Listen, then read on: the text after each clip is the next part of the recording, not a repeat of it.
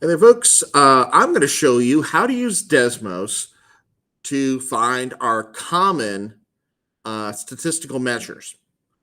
Now, let's just say that we have the numbers. Uh, let's see here. Come on. Here we go. 19, 24, 28, 34, 39, 50, 58, and 60. Okay, let's just say we want to use those numbers to do all of our statistical measures. Well, typing it in like that, Desmos doesn't understand what to do with it. We have to give it a command. Okay, so what I'm going to do here is I'm going to go down to the little keyboard. Okay, and I'm going to come over here to click functions. And let's just say that we want to find the mean first. All right, let's just say we want to find the mean. So I click functions. I scroll down to statistics. I click mean. Now, if I click it right now, it's going to put it at the back of this group, and I don't want that. So I'm actually going to click down to the next window, and I'm going to click mean. Now, I need to put all those numbers in, but I can't just type them in as you see them, all right? Because what I have to do is I have to let it know that it's receiving something to calculate with. So I have to use a bracket. And we see that it immediately puts up undefined. It's because there's nothing in there. So I'm going to copy these numbers. You are welcome to do that. That is Control C will copy them.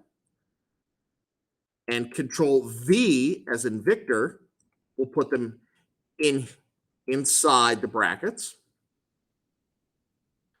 And it tells me that the mean is 36.5. And that wasn't all that bad. Now, those numbers are still saved on to the clipboard. So I can still use that to find my measure of spread that goes along with mean, which is the standard deviation. So I'm going to scroll down after clicking functions. Now, we do not want the standard deviation of the population because this is just a sample. So standard deviation, but again, that would be inside that group. So I want a whole nother window. So standard deviation, same thing, it gives me parentheses. So it's ready to receive data. Control V. And there's my standard deviation. It's 16.66. Now, that's all well and good, but let's just say that I want to find the 5-number summary. I want to find the 5-number summary. So I select myself another window here. I'm going to go to functions. And this one is not quite so obvious. I'm going to scroll down. And yes, there's median, there's min, there's max. Quartile would help us out. But I'm telling you, you're going to have to work extra hard if you use those. So I'm going to click stats. And then I'm going to input that data. And right there, it gives me my minimum, my Q1, the median, the Q3, and the maximum. Now, what I could do here is now I could use that information to help me find the IQR.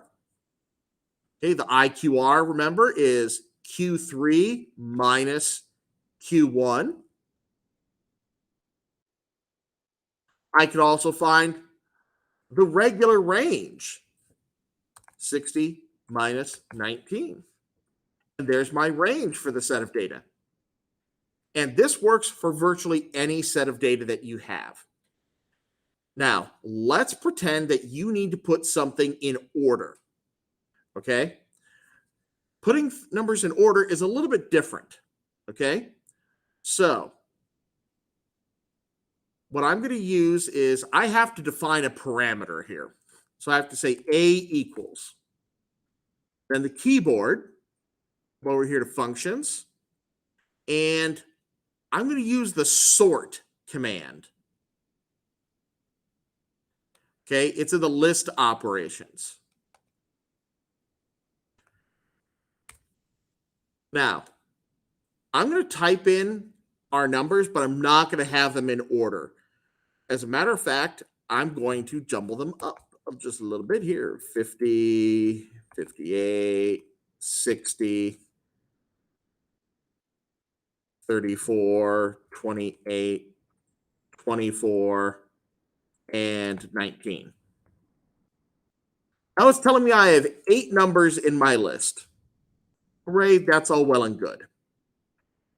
So now what I'm going to do to sort those numbers is I'm going to press this plus item because I'm going to make a table here. Now, instead of X, I'm going to leave that X1 there. I don't care. But what I'm going to do is I'm going to take this out. I'm just going to type A.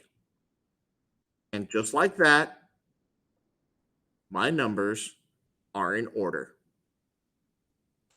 I hope you guys found this video helpful. If you have any questions, just ask your teacher. I'm sure they'll be happy to help. Have a good day.